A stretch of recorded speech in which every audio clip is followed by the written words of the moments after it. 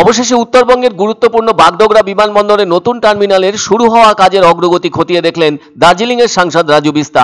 শনিবার বাগডোগরা বিমানবন্দরের আধিকারিক ও নতুন টার্মিনালের কাজে নিযুক্ত এজেন্সির সঙ্গে বৈঠক করলেন সাংসদ নিজে। এরপর সাংসদ রাজু বিস্তা জানান, ইতিমধ্যেই নতুন টার্মিনাল ভবন ও মাল্টি লেভেল গাড়ি পার্কিং এর কাজও শুরু হয়েছে। এই কাজের সাথে যুক্ত রয়েছে অভিজ্ঞতা সম্পন্ন ইঞ্জিনিয়াররা। এখনো পর্যন্ত 10% কাজ হয়েছে। 2027 সালের মার্চ মাসে এই নতুন টার্মিনালের কাজ শেষ করে বিমান যাত্রীদের জন্য খুলে দেওয়া হবে।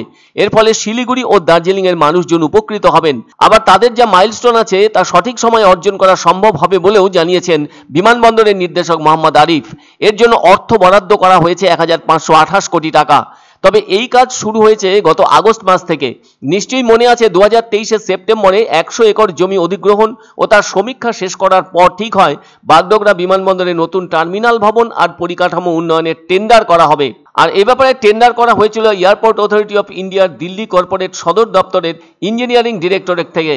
প্রায় 1 লক্ষ বর্গমিটারের নতুন টার্মিনাল ভবন সহ যাবতীয় পরিকাঠামো তৈরির কাজ চলছে। আর এই কাজের জন্য 2.5 বছর সময়সীমা ধার্য করা হয়েছে। এদিকে এই কাজ শুরু হয়েছে 2024 সালের আগস্ট থেকে। আর এই কাজের যাবতীয় নিয়ন্ত্রণ থাকছে দিল্লি থেকে।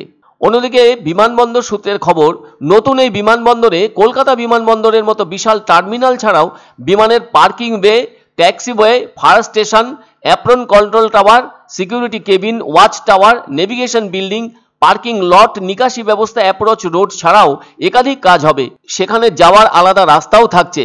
পুরানো টার্মিনাল বিল্ডিং আন্তর্জাতিক ও কার্গো টার্মিনাল হিসেবে করা হবে। বর্তমান সময়ে বাগডোগরা বিমানবন্দরের টার্মিনালের আয়তন প্রায় 8500 বর্গমিটার। তাতে বছরে 7.5 লক্ষ থেকে 10 লক্ষ যাত্রী ধারণ করা যায়। অথচ 2019 সালেই বাগডোগরার যাত্রী সংখ্যা 30 লক্ষ ছাড়িয়েছিল।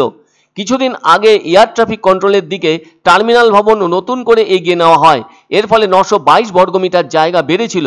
দোতলায় রেস্তোরাঁ সরিয়ে সিকিউরিটি হোল্ড এরিয়া বাড়ানো হয়। যাই হোক, বলতে পারা যাচ্ছে এই বিমানবন্দরকে ঘিরে নতুন স্বপ্ন বোনার দিন শুরু হয়ে গিয়েছে উত্তরবঙ্গ জুড়ে।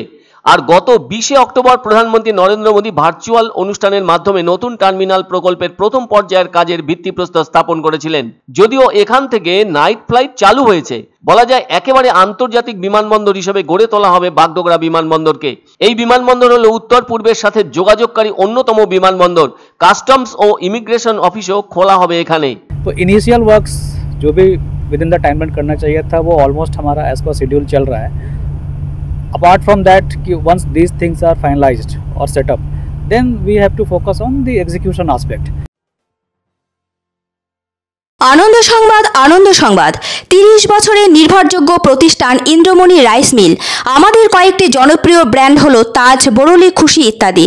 আমাদের factory outlet CG trading company, Dinbazar, axis ব্যাংকের পাশে, জলপাইগুড়ি।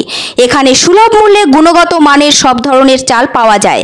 Phone number 9547029475। পছন্দসই সেরা খাবার খেতে হলে সোজা চলে আসুন রুচিসম্মত আধুনিক মানের রেস্টুরেন্ট রাজদরবারে। কেননা এখানেই আপনারা পাবেন ভোজনের রাজকীয় অনুভূতি। শুধু পুজোর সময়ই নয়, সারা বছরই রকমারি খাবার সরবরাহ করাই এই রেস্টুরেন্টের আভিজাত্য। আমাদের ঠিকানা রাজদরবার, রাহুতবাড়ি, বাবুপাড়া, জলপাইগুড়ি। ধামাকা ধামাকা ধামাকা, সানরাইজ মার্বেলের নতুন শোরুম শীঘ্রই আসতে চলেছে জলপাইগুড়ি গৌরীয় মঠের পাশে নতুন করলা সেতুর কাছে।